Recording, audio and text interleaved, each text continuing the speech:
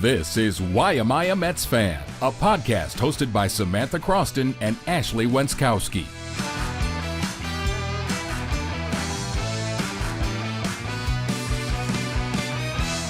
Hello, everybody. Welcome into another episode of the Why Am I a Mets Fan podcast. That's Ashley Wenskoski. I'm Samantha Croston, and we are sports reporters in Syracuse, New York, who have a podcast about the facts, the farm, and the fascination behind the New York Mets. Whether you were with us the whole season or you are just joining us today, thanks so much for being here.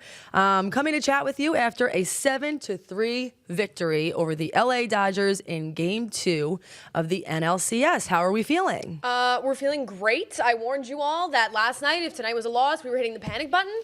No panic button in sight, I fear. We are tied up 1-1 in this series. We are headed back to New York. You know how I feel? What is that from? It's like a movie or something that turned into a meme. It's the, we're back, we are back. Do you know what I'm talking about? Actually, I don't, which is a rare miss. I always know what you're talking about. Somebody knows what I'm talking about, so let me know what it's from because I don't either. But I feel like we are back. We are back. I also feel like we never left. Yesterday was just a little bit of a mishap. Took a brief hiatus. Yes. And again, it's worth saying, because obviously saw some of the comments and everything on this episode, or the episode from last night, I should say, which is just about to hit 11,000 views. So thank you so much for everybody for all of your comments and for your support. But there were some people in there, not everybody, but a few people in there who were saying Dodgers in 4. Listen, man or woman, you don't know ball if you're saying Dodgers in 4. Come on now. We had a lengthy conversation about this, and we'll get into the good parts in 1 second of today. But we talked about this when we were sitting at work in our sports office here at our studios.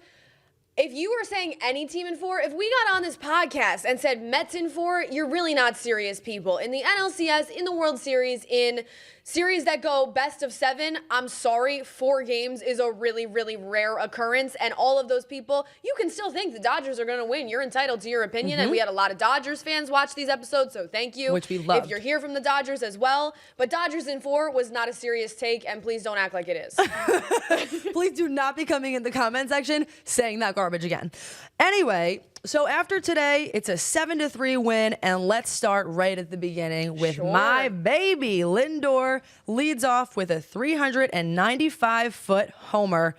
This man, this guy, I'm not going to say MVP, but MVP for the Mets. Do you know what my girl would have done in that moment? It would have fed families, my girl, if they were at Citi Fields. I mean, listen, this man comes through in every single pivotal moment that the Mets need him to. And that's what an MVP is made up of. And I know Ohtani's going to win it, so we're not going to go there right now. But he comes through in every big spot that the Mets need him. I mean, the Mets coming off the clunker of all postseason clunkers that they've had in this entire little fairy tale run that we're on. Last night, Lindor comes out there tonight, first batter of the game, and he hits it over the wall, because that is what MVPs do. That's what Francisco Lindor does, and that's why he is going to be this team's captain at some point. And I mean, if he's not, that's another discussion and rant we're going to have to go on at a later point in time, not now. Save the date. I'm mailing the invitations. Christmas cards coming out soon. No, but listen, I knew that the Mets would punch back, because they have punched back all season long. Yeah. But I didn't know that it would be so quickly. And I think that's the team. That's one of the things that really separates this team from some teams in years past. It certainly separates this year's team from the 2022 team. They punch back quickly. They don't even give you time as a fan to lose hope or to feel worried about what's coming next. Lindor is the first batter, and now all of a sudden, a small hole, mind you, but now the Dodgers are playing from behind, and a lot of teams don't play as well from behind as the Mets do. So, go ahead. I knew the Mets were going to come out today with energy and be looking to get back in this. No one knew how important this game was, like the New York Mets knew, all right? But Lindor coming up today, and their fans, and this podcast. But Lindor coming up today and just doing that as the first batter of the game, I don't think you can overstate how monumental that was, just for the tone, the atmosphere. All of a sudden, the Mets dugout is lit back up. They're the Mets again. And that's what they needed. They needed to be the Mets again after last night. Francisco Lindor didn't make them waste any time. Also, I know we're going to talk about it. If you're the Dodgers, I know you didn't have another choice, and that's unfortunate if you are the Dodgers, but to throw a bullpen game today. But man, oh man, is that unfortunate. And I know how good that bullpen has been, But wow, and I know what the Mets did yesterday too, so don't come at me for that. I know where that went with the Mets bullpen, but to just have a planned bullpen game in game 2 of the NLCS is brutal. This is what we discussed before we even got on the set when we're just watching this game and yapping together. We yap a lot. We work together in our day jobs, which is essentially this job too. So we're hanging out and talking. Yeah, we actually do. But I think then we were sort of saying it's not to say that the Mets didn't end up in that situation yesterday, but it wasn't their plan A. Right. This is the Dodgers' plan A. So, like, what exactly is the plan B from that point moving forward? And you said it's a tough situation. What other choice do they really have? We said it yesterday. They really have 3 starting pitchers, but it just sucks. Yeah. If you're one of the last 4 teams in baseball, and that's what you got to work with. Like, of course, this was a game where I felt like going into it. Yeah, like the Mets can capitalize on this. They have Manaea on the mound, and it's versus a bullpen game. It's a tough situation for the Dodgers to be in, and we knew this would hurt them. It felt like the Dodgers handed the Mets one kind of on a platter, and I'm saying that as a Mets fan. Tough situation if you're the Dodgers, and look. Again, I know how good the Dodgers bullpen has been, but the New York Mets tonight, A, got to them, obviously, offensively. B, not only that, the Mets had smart at-bats today. I know for a fact, as someone who has watched this team every day for, I don't know, at this point, months, the Mets were having smart at-bats today. Somebody told this team, whether it was Carlos Mendoza, the hitting coach, whoever it was, to take pitches today, and they did that. They had lengthy at-bats. They were trying to stretch out this Dodgers bullpen, who was pitching the entirety of the game, and they did so pretty successfully. It was documented on this podcast several days ago that we said that the Dodgers have a great bullpen. That's one of their strengths. It was also documented that we said the way that the Mets combat that is by wearing them out and tearing them out. They're doing that now. It's only game 2. Yep. At some point, that's probably going to catch up to them. Top of the second, Marte singles to left, Winker walks, and Tyrone Taylor doubles in Marte. Let's talk about that man, and let's just give him a nice little bouquet of flowers. Thanks, little Tyrone. Handshake, a nice little business deal. A hug. Yeah, Tyrone in the clutch has been fantastic. Clutch game. Honestly, one of the better clutch hitters that the Mets have had this postseason, especially in the absence. We've seen Jose Iglesias kind of fall off the map at the plate, unfortunately. I think Tyrone Taylor has replaced some of that clutch production. There's not one doubt about it. That brings us to Alvarez popping out and the Dodgers intentionally walking Lindor to get to Vientos. And if you've been on social media at all, you've seen a little clip of Mark Vientos realizing that that's what's happening and giving kind of one of these, like a... I believe it was Mike Janella tweeted the video of him raising his eyebrows in disbelief when the Dodgers said they were going to intentionally walk Lindor. First of all, Mike, fantastic work clipping that and finding that and spotting that. Great. Second of all, yeah, Mark Vientos literally said in the post-game press conference, he literally said, what is the meme? I can't think of it right now. I know what it is, and I take that personally. He said, and I took that personally. And I saw that Mark Vientos took that personally.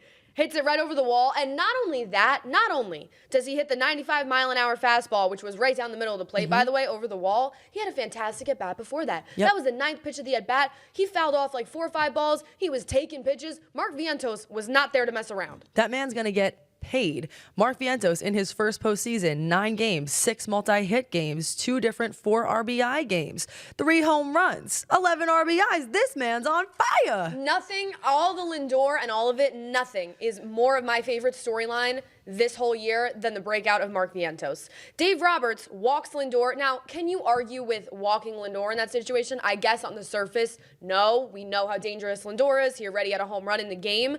But to have Vientos, and to have Vientos at this point be certified protection for his Francisco Lindor, I mean, Dave Roberts walks Lindor to load the bases for the guy who has a 1.674 OPS in the NLDS. I mean, sure, if you're Dave Roberts, you have no great options at that point. But I don't know if that was the move. And Mark Vientos said, don't ever do that again. It certainly was not the move. And listen, a few things. First of all, as many of you very well know, like this is a young man. And the reason why I think we're so invested in this story is because us being located in Syracuse, yes, we saw the battle with him and Brett Beatty and what he did to get to that point and where he is now. It's a feel-good story. It's someone who you want to be excited for. And I feel confident in saying that with someone like Vientos, the best truly is yet to come. Absolutely. I mean, the guy grew up a Mets fan. This offseason, it was well documented how he worked with David Wright at third base in spring training. David Wright is trying to be an influence on him, and then David Wright sitting there first row tonight at Dodger Stadium watching Mark Vientos do this. I truly think that the Mets have found their franchise third baseman, and the first one after the David Wright era, which at this point was already a while ago. The Mets have few other priorities, I would say, on the roster in terms of long-term big picture than to lock up Mark Vientos, and they can take a page out of the Braves book by doing that somewhat on the cheap. I know it'll already be expensive, but on the cheaper while he's still young. And mind you, I think what makes that investment worth it outside of what you've already seen is he's one of those guys, and he's proved this time and time again, that thrives under pressure. Clutch. That's an attractive quality. That's somebody who you want on your team. And I also think the fact that he said after, I took it personal, which is what he said. I also think that goes to show he's the kind of guy who's going to get pissed. Yeah. He's like that at bat, what meant more to him than even just the team and the club. Like, you walked Lindor because you wanted to face Vientos. He's going to remember that. And I think that's awesome. He said, "Watch me work." Yep. He said, "Watch me work." And he sure did. In the bottom of the fifth, Max Muncy hits a solo shot. It's 6-1 Mets. Manaea walks two batters in the bottom of the sixth, induces a double play ball to Iglesias. Iglesias could not come through. And that's where, a little bit of the trials and tribulations begin here. Yeah. Did that ball take a kind of a weird bounce off of the mound? Yes. Did Sean Manaea also do exactly what he was supposed to do in that situation and induce a double play ball that was supposed to get you out of that spot? Also, yes. It wouldn't have gotten him right out of it. There was no outs at the time, but it at least would have gotten him to 2 outs in that situation. The Mets took out Sean Manaea after that. Swiftly. And I looked at you and I said, I don't know about that. I don't know if I like that because he did what he was supposed to do in that spot. I mean, what do you want the guy to play second base? He can't do everything. He can't run around. I was unsure about that. Although, as I saw pointed out, Will Smith was coming up. Will Smith's a righty. He's owned him throughout his career. So maybe Mendoza was looking at those stats, and Phil Maton got Will Smith to pop out. So that worked out in terms of matchups. Then Tommy Edman promptly comes up and hits a 2-run single. Correct. Just to say it so we don't end up glossing over it, Manaea final line, 5 innings pitched, 2 hits, 2 earned runs, 4 walks, 7 strikeouts. He did a great job again today. Like, in the postseason, he has put on a masterclass. He continues to do so. I'm in love with what I'm seeing. I don't know when Sean Manaea exactly decided to turn into Chris Sale. It was sometime this summer with the delivery and the studying it and all of that. He literally said in the postgame, shout out to Chris Sale. He's the whole reason. It's been well documented. He changed his arm slot, his delivery to emulate Sale. Kate Feldman, this was so funny at the time, tweeted, I do feel like we as a society are still not properly appreciating that Sean Manaea woke up one morning and said, I'm going to pitch like Chris Sale, and then it just worked. Like, it just worked. He said, I'm really about to be Chris Sale, and it just happened. He was fantastic tonight. He knew he needed to be fantastic. Another guy that I think does somewhat thrive under pressure. And look, you know what else can't be ignored? He made Shohei Ohtani look bad, something that's really hard to do. Really hard to do. And if you watch the broadcast, I mean, they were doing, before the game even started, a little side-by-side comparison of Manaea and Chris Sale. It looks identical. Dead on. Like, it is really crazy. It's really so, yeah, something. It's one thing to say you're going to change your strategy. It's another to do it and then become the Mets' best pitcher. I mean, let's go back to Ohtani just because Ohtani's a guy that can beat you 9.5 out of 10 times if he wants to. I mean, he had his fastball working. He had his sweeper working against Ohtani. He had 3 at-bats against Shohei Ohtani. He struck him out twice and got a weak pop-out. I mean, what more do you want? And listen, I'm understanding the fact that anytime I feel like when you're on the opposing team of the Dodgers and someone strikes out Ohtani, you're going to feel, there's a lot of pressure on him. Like, I get it that Ohtani can't come up there and be a magician and amazing all the time. But it was really impressive to see. And more than just striking out Ohtani, at least in some of the cutaways that they were showing, I think he got Ohtani frustrated. Yeah. And I wonder if other people agree with me on that or not. Like, if you're a Dodgers fan, tell me what you think, because I'm curious if that happens frequently. But he looked pissed off. He looked a little in his head, honestly. And I think it's tough to get out of that and fight your way out of that in one day. And if you're Sean Manaea, look, you did a lot of good things tonight, but that's like a life moment. Like, that's like you're going to sit around the fire with your grandkids one day and talk about how one time you struck out Shohei Ohtani twice. One of the greatest to ever play the game, probably, when he's done, genuinely. No, so, I know. It's historic. And he was cool as a cucumber doing it. You didn't see anything from him, which makes it even better, quite honestly. Yeah. Anyway, top of the 7th, Marte doubles with 1 out, and Mets strand him. I want to go back to Phil Maton just for 1 second, give him his flowers. Okay, go ahead, Although he did, I understand the 2-run single to allow those inherited runs from Manaea, but he got Kike Hernandez, who has been so good in the postseason and so good in the clutch, to ground into a double play to really save that bottom of the 6th from, okay, we're a little nervous, to that could have been a full-blown disaster. There is no doubt about it. Yeah. And honestly, he is one of those guys who little shaky sometimes. You don't always know what you're going to get. Struggles to throw strikes when he gets nervous, like some other folks on this Mets staff. It's also some other folks, some other guys. But the other thing is with a guy like Maton, it's also a little challenging to know when he walks out there how he's feeling. Yeah. Like Edwin Diaz walks onto the mound and you kind of know if he's going to be throwing heaters or if we're going to be in a bad situation and needing therapy the next day. With Maton, like, he kind of just has one facial expression and he wears it every single time. Maton is one of those guys that I don't like in the clutch. We've been talking about who we do like, or I shouldn't even say in the clutch because I'm talking about pitchers and hitters, but in those high-pressure situations, I don't like Edwin Diaz. We'll get to it. And I don't like Phil Maton always. And actually, I saw somebody tweet this, and it was really funny, but I agree wholeheartedly. Go ahead. This brings me to Ryan Stanek. You are firmly in the bullpen circle of trust, which is not very big. Congratulations and welcome. You're officially a member. No, literally. Besides the fact that I'm just going to say it, everything about that guy, man. Like, you talk about, like, Maton and how he is not expressive at all. Like, Stanek celebrates every moment. You see, like, the slow-mo shots with his hair in the wind. Like, I just love that guy, and I cheer for him no matter what. But I agree. He is welcome in the circle of trust anytime, baby. He is someone who I feel comfortable. I don't really feel my heart rate rising in the way that I do with some other pitchers who come in those late inning situations. Ryan Stanek went to Arkansas for SEC pitching, okay? And Ryan Stanek screams a guy who went to Arkansas, faced SEC competition. I mean, Arkansas baseball, always one of the top teams in the country. You can see that experience from him. Ryan Stanek doesn't take nothing from nobody. Not one bit. He takes no shit. There's no other way to say it. Yep. That also brings us to Diaz, who they bring in for a 4-out save. How did you feel in that moment? Again, Carlos Mendoza, sorry for doubting you. I did not like bringing in. I wanted Stanek to finish it at that point. I understand why they brought Diaz in that situation. I mean, it's a 4-out save. It's nothing crazy. It's not like a 6-out save. Also, Stanek had 2 on, I believe 2 outs at that point. But yeah, I was nervous, especially when Edwin comes out and he's throwing balls, giving us a scare in the 9th. There's a walk, there's a single. Everybody's starting to look at each other. They're getting a little nervous. And then Edwin Diaz said, shout out to my haters, and literally struck out Freddie Freeman, Kike Hernandez, and Mookie Betts in order. Good night, thank you, we will see you in New York. No, literally, like, welcome to Citi Field. It is so crazy. Like, Diaz is really here or here, man. He's opposite ends of the spectrum. It is either the best thing that you've ever witnessed and so exciting to watch, or it is the scariest thing you've ever witnessed and you know the whole thing's going to implode. I kind of hate it, but he's the guy and they're going to live and die with him. And that's the way it is. That's just a hard truth and a hard reality, man. It's a fairy tale or a horror film. And every time he comes in the game, I like kind of watch through like my fingers. I'm like, oh my God. But he did it today. And you know what the other thing is with him too? You don't even know, like on a night like tonight where he's out there for portions of 2 innings, a 4-out save. All right, he gets the first out. I still don't feel, you don't know with him from inning to inning. He might look good at first and he might have his pitches working and you feel decent about things. But even then he goes into this 9th inning, the first 2 batters get on and I'm like, oh my God, here we go. But you know what? I gotta just say this.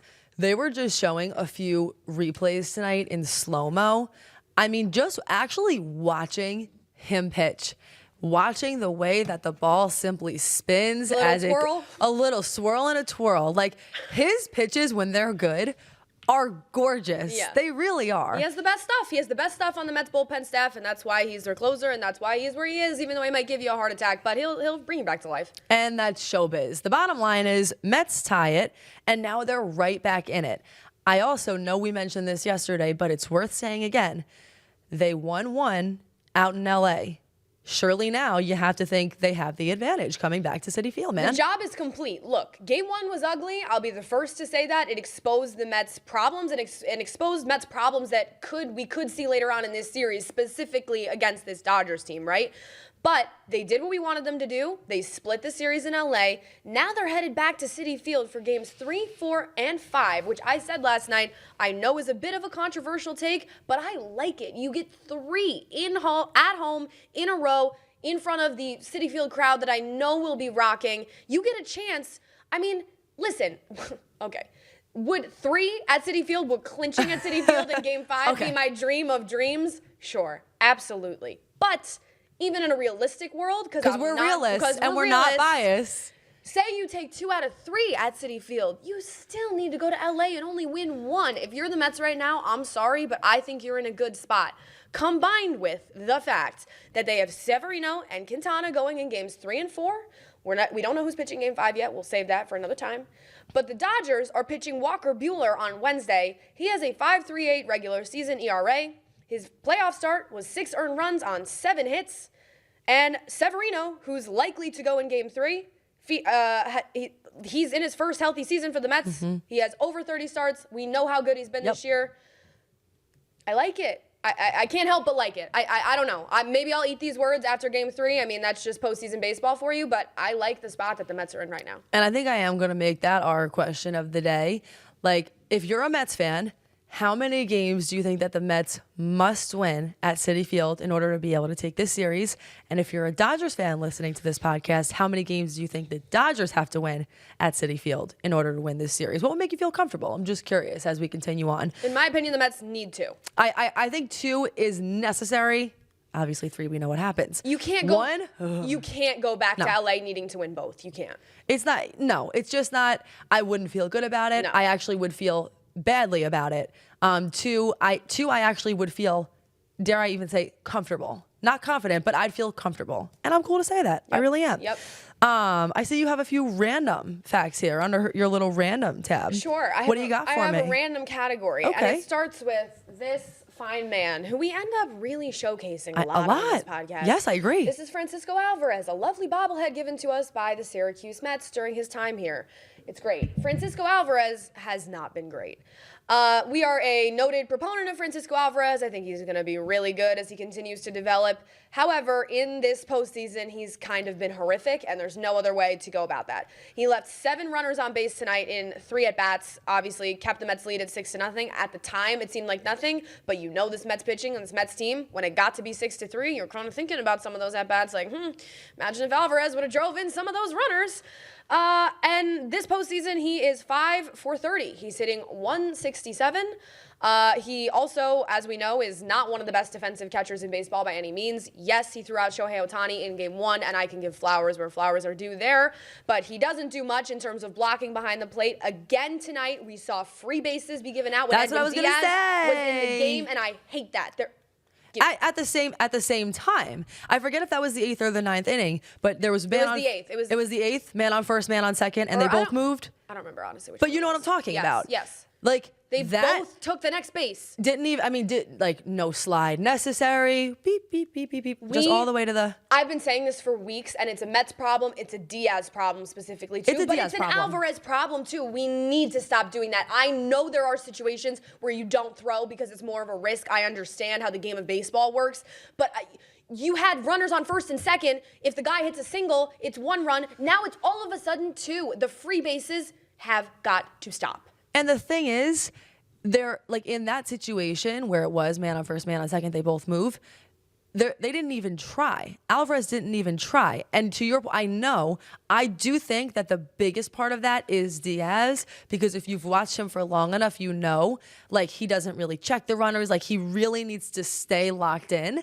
And I do get that. That's the hard part, is like if all of a sudden he starts paying attention to anything else that's not pitching when we know that he's sort of a head case, then what happens? Like end of the day, as long as he strikes out batters, it's all good. We know he's sort of a head case. But he is. I know. And the hard part is like I do feel like you're playing baseball at a professional level. Like, that is something you need to do. That is something most pitchers do, and it's not something he does at all, including in the postseason. Teams that go on to win the World Series do a lot of things right. They have a lot of clean little things tightened up. That is a Mets little thing that is driving me nuts. I need them, whether it be Diaz or Alvarez or any other pitcher, because it's not just Diaz. Let's just say I need it to be tightened up because it's driving me insane. But yeah, Francisco Alvarez has not been very good. We saw him be terrible tonight with runners in scoring position. I mean, at what point do we have a conversation about putting Luis Torrens in there?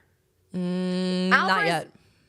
I think Alvarez isn't hitting, and he's terrible defensively. So what is he doing for you? I mean, listen. He frames pitches well. He does frame pitches well. That is the one thing I will say. Like, not even well. Like, I feel like he frames pitches better than most catchers in the game. Masterclass. Like, that really is his strength, and I like that. But I hear what you're saying. Listen, that's one of those things where honestly I'd be open to either option, because you're right. At this point, when you know that you got to be all in, if there's anyone else in any position that could be doing a little more than the person who's in there now, may as well try it because it can't hurt. I'm not saying Alvarez loses his job. That's not what I'm saying by any means. I know that. I'm saying maybe we give Torrens a start in here at some point, especially when you have a stretch of 3 games in a row coming up. Sure. And especially when Alvarez is the catcher, could some of his hitting struggles be due to the fact that his legs are tired from catching for days and days and weeks in a row? Also, yes, like, he can't get his power. Your legs are very critical to your hitting, and especially a guy like Alvarez who, I mean, at points, not really throughout the season, but has relied on his power. So I think it's all correlated. Maybe Francisco Alvarez needs 1 day off. That's all I'm saying. And honestly, I'd believe that. I mean, I feel like I bend down to get something and my knee hurts a little bit. Like, I don't know how he's sitting. Exactly. How is he squatting in that position for as long as he's squatting for? That looks painful. I am pointing out the bobblehead. Although he doesn't do it like that. Anyway, he doesn't do it like that anymore. Which, by the way, did you see that on SNY? They were like doing a little demonstration of that, or no? Didn't, no. They did. Do catchers sit like this? Or do they kneel? Yes. Because I know Alvy don't be doing this very often. No, and they were busting that out. Okay, one other random thing. We just felt the need to bring it up because it was just a crazy thing to witness. New York Mayor Eric Adams was pictured wearing a split Mets and Yankees hat. I'm not sure what he was trying to do there, but it really had the opposite effect. I really think that this man thought, like, I'm just going to show love to everybody. And then everybody was like, that sucks. That sucks, all right? Eric Adams has got a lot of problems right now that we won't get into because this podcast doesn't get political. But boy, is that something we can all agree on? No, okay? I know every New York mayor in the past, they've been notable in public. Mets or Yankees fans, Eric Adams, you can get right on out of here with that one. What are you going to do? Wear that if there's a Subway Series? You're going to sit there in the front row in a Mets and Yankees hat? Wait. Who sold him that? I don't know. Who made that? Who created that? That is an abomination. To sell that for money is sick. Especially with where we are right now. Okay, there's 4 teams left and 2 of them are the Mets and Yankees. I think not. No. Who did that? Take that off. Who did that? It was so disgusting. Absolute fashion police. He committed a crime. A fashion crime. A fashion crime. Relax. Anyway, you also have one more here. Let's hear it. Yeah, Jeff Passan. I just thought Jeff Passan is like the all-knowing baseball god, as we all know. He really is. He had a little bit on his ESPN article today before this game that I thought really just spoke to where this game went. He said about the Mets that everybody was overreacting after the Game 1 drama, which is what we tried to tell you last night. He said, haven't we seen this before with the 0-5 start, the 24-35 record, the sweep at Seattle, the deficit against the Braves and the Brewers and the Phillies? This is what the Mets do. They erode belief only to earn it back through really good baseball. And then he got into the game today about how the Dodgers were pitching a bullpen game. He said the Mets have taken professional at-bats for months, and the notion that they're going to fold after fighting is a giant leap that history would suggest is not worth taking. The gospel, according to Jeff Passan. That he is poetic. His writing is beautiful. He is all-knowing. He is a god, and I hope he stays in baseball forever. Me too. Thanks for coming to my TED Talk. I totally agree. And it's funny because for a while, I feel like especially in the beginning of the season, having some, previous trauma, being a Mets fan, we were not as positive as we used to be. Especially Ashley has gotten incrementally more positive, and truly I think I can speak for both of us in saying the belief is really there. You gotta believe. Like this is not just, this is just in life. Like you're in a relationship and you see trust over and over and over again.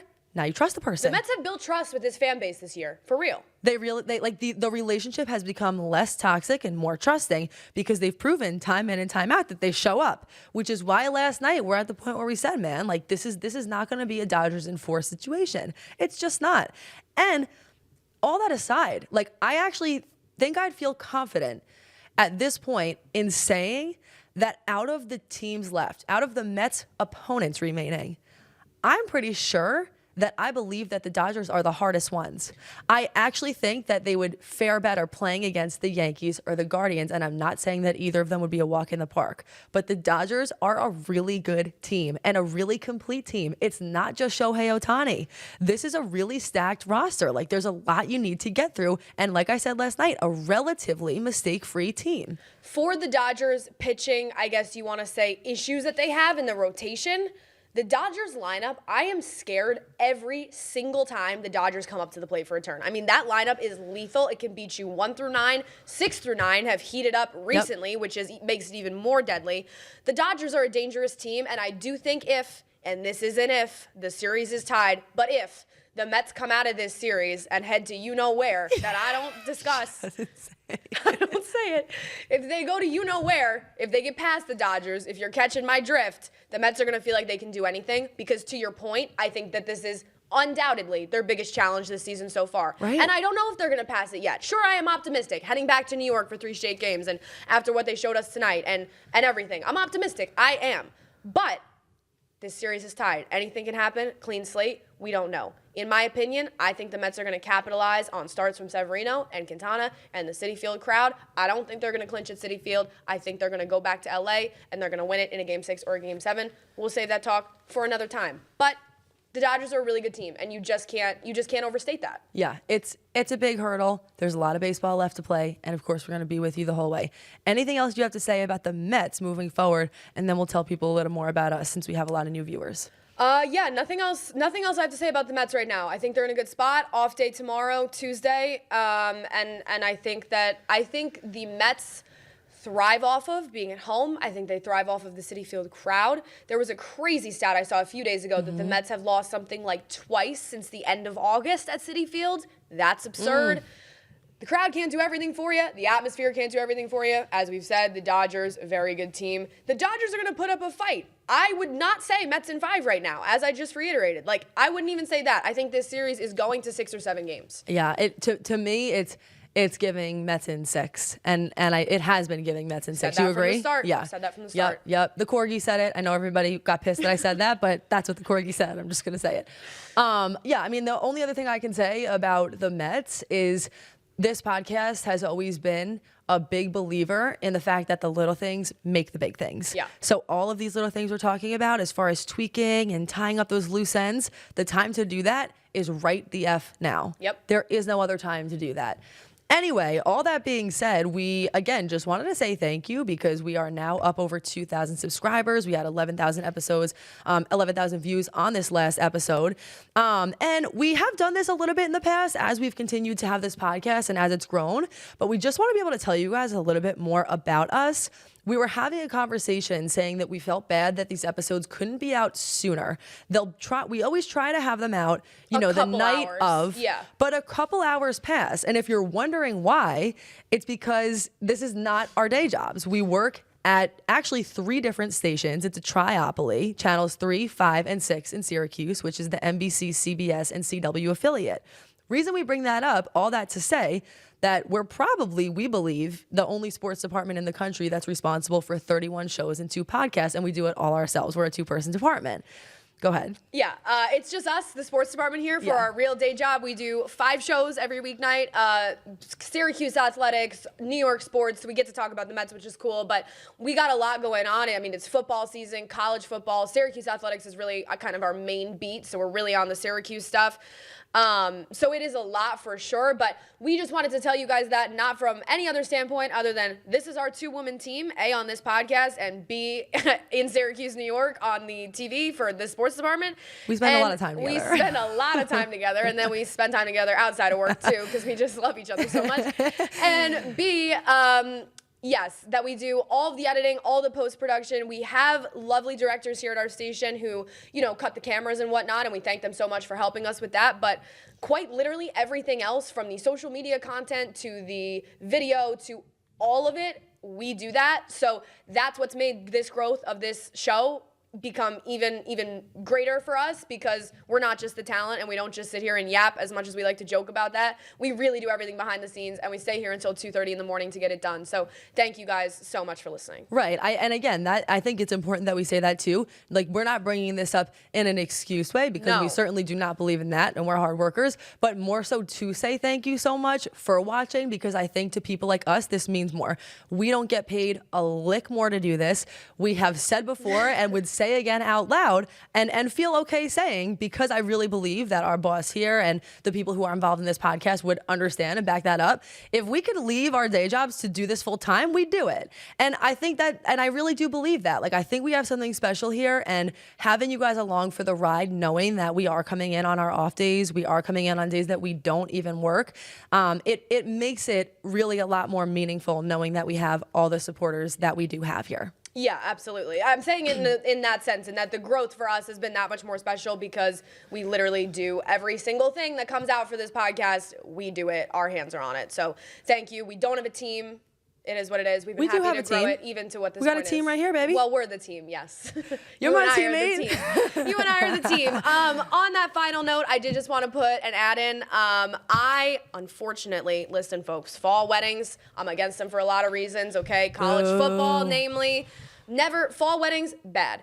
Unfortunately, I have a fall wedding to attend this upcoming Friday. So I will be here Wednesday night after Game 3.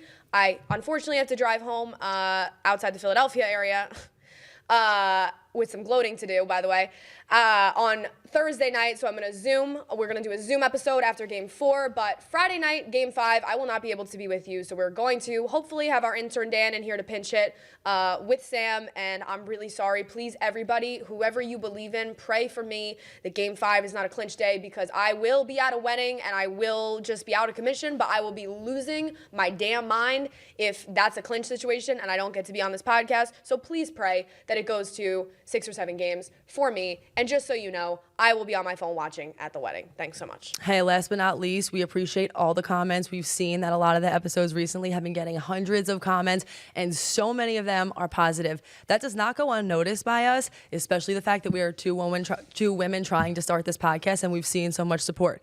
But I did want to say, and I'll look directly in the camera when I say it, for any of you who are consistently commenting negative things, we do see them, and we want to say thank you to you too. Because in an ironic and fascinating turn of events, every negative thing you comment actually boosts our algorithms more. So whether you know it or not, your comments are directly contributing to us being able to achieve our main ultimate goal, which is doing sports at the highest level in broadcasting. So thanks to you too. They really always say you're no one until you have haters. So just so you know, we read every single comment, and we love the hater comments, no matter how mean they might be. We had a certain favorite. I can't find it on this episode, but boy, was it special, the one you said earlier. And you know what? Soon enough, if you keep doing it, we might start bringing you up and calling you out on this podcast. So we'll either keep on doing it and keep on boosting our views, or don't do it and crawl back into the loser hole you came from. Other than that, scramble. We will see you. We will see you tomorrow. Thank you so much for joining us. We really appreciate it. You can find us on Instagram, Twitter, social media, YouTube. The handle's all the same, @WineMetsPod. We will see you back here after Game 3. Thanks for joining us.